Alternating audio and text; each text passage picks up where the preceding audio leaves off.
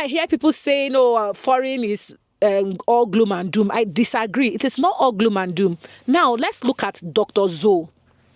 Morning, people. Welcome back to my channel. If you're seeing my face for the first time, my name is Obehi. I just want to thank you guys for the love on the last video, but there are some things I want to correct, and because of that, I'm going to be sharing my own personal story. So people are out there thinking that I am just using the lady's story to kind of draw attention to my page. I'm using it as a clickbait, but that's not the point. The point is, this was me a few years ago. Now I'm going to be leaving pictures because I don't have videos, but I have a few pictures. That was me in 2016, not 2016, in 2018, 2019. I was doing full-on delivery service. Like if you are in America, you know Favor, you know DoorDash. I was doing that HEB delivery where I would have to carry 6-8 cases to a 4th floor building to deliver to my clients at the time. And that was because I had no plan when I was leaving to America from Nigeria.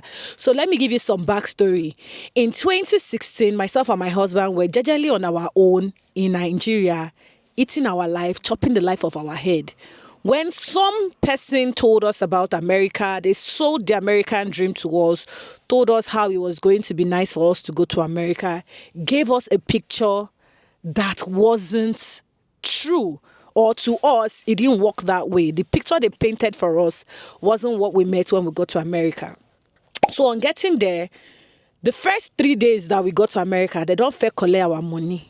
Like $14,000 to $50,000. They don't collect them from our hand first. All in the name of trying to help us settle, trying to help us, get all the things that we need to legally live in America.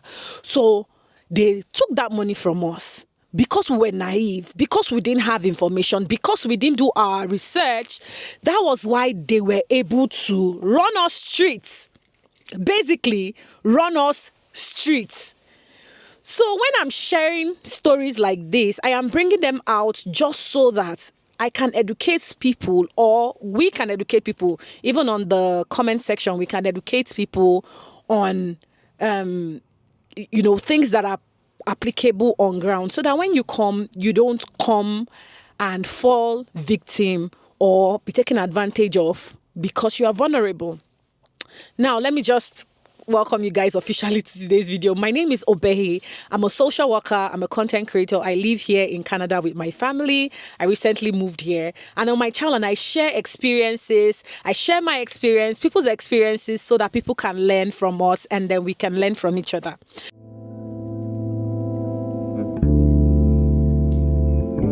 So back to the story. So when I got there in 2016, they duped off of a lot of money.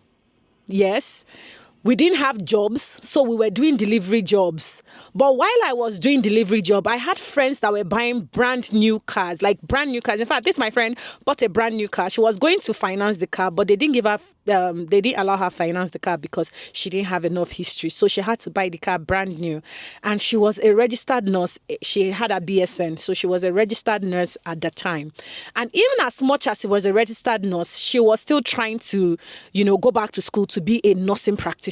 That's because she was looking ahead to the future to get herself financially stable and have like a business out of that, her profession in the long run.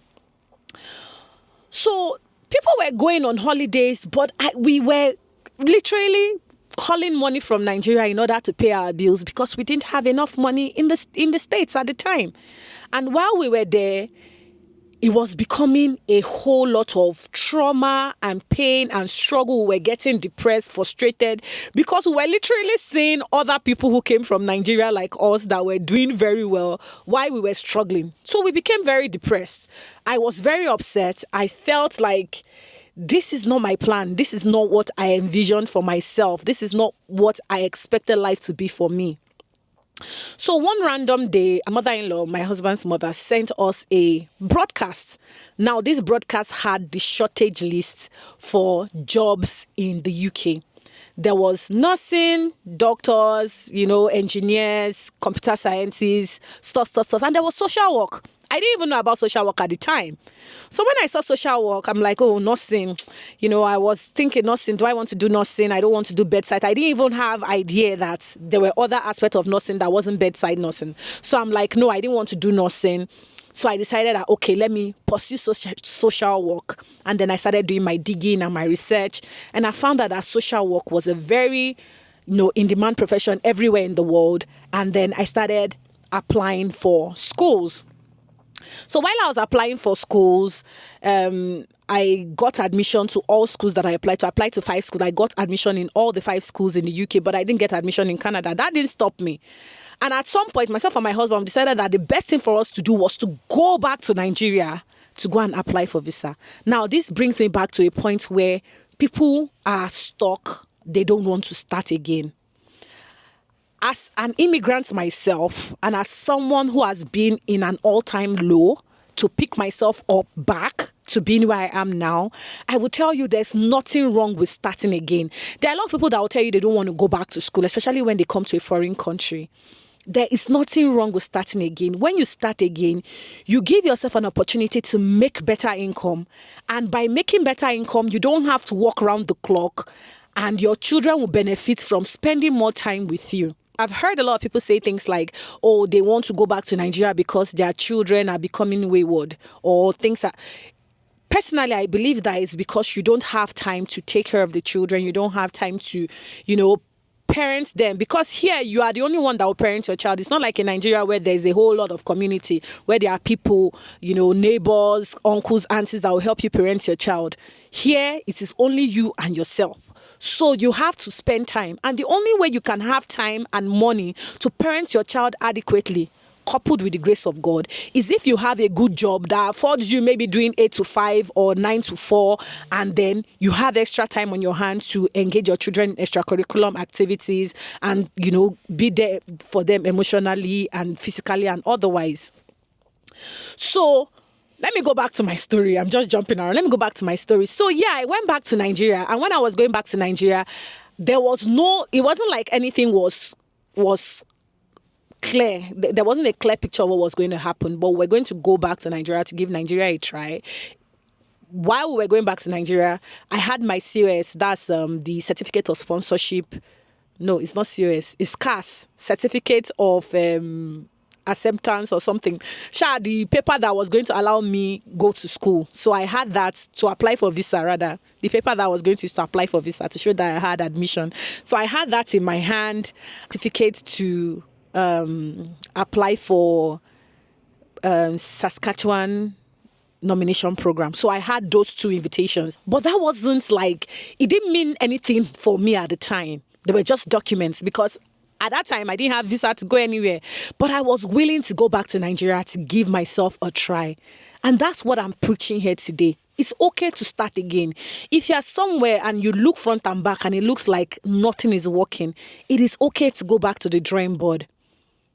So I went to school, did social work, and basically social work gave me another chance to being happy.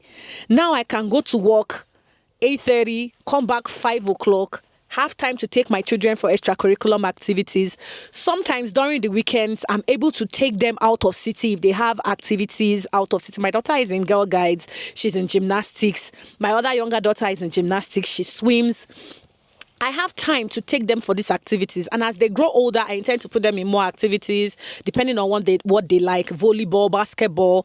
My daughter, if she decides that she wants to go into the competitive gymnastics, that will involve me taking her to other provinces to, do this activity. But because of the kind of job that I have, I'm able to work that 8 to 5 and come back home to be there for them.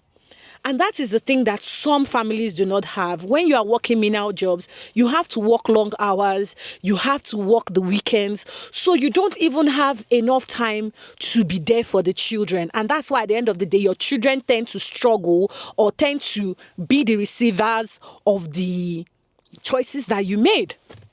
Basically, it's the choices that you made. So what I'm just trying to say here today is that as immigrants, we can thrive in foreign countries. We can do well. Our children can do well. God is already in charge of your life because he helps you to orchestrate how you get to a foreign land. So when I hear people saying, oh, foreign is all gloom and doom, I disagree. It is not all gloom and doom. Now, let's look at Dr. Zoe. If you know Dr. Zoe is a doctor, content creator. He lives in Calgary. He's an elderly man. I respect the man a lot. I watch his videos a lot. And when you watch his videos, you see that man has his life put together. And that was because he made some difficult decisions, some very hard decisions when he was younger. He was in Ireland as a doctor. He left Ireland because he knew that there were more opportunities for him in Canada. Came to Canada, registered as a doctor. He has his private practice. Doctors are working with him in his own establishment. I don't know if he has maybe one hospital or one clinic or two clinics, but he has his own private establishment. People are working with him. He is making money. He is happy. Whenever he likes, he goes to Nigeria. He travels the world, comes back to work. And when he's ready, I'm sure he has a retirement plan already. His children are doing very well. So when you are looking at people that are saying abroad is this, you have to jackpot with your children so that your children don't get bad, your children don't spoil. Please look at people that are doing well. Take your example from them and use them as an example to where you want to be. Leave those people that are struggling. If you want, like I usually tell people, I say if you want to network, you want to, get to know people, talk to people for your own betterment, you have to network up. You have to network up. Look at people that are doing better than you. Those are the people you are supposed to network with so that you can use their blueprints to get into where you want to be.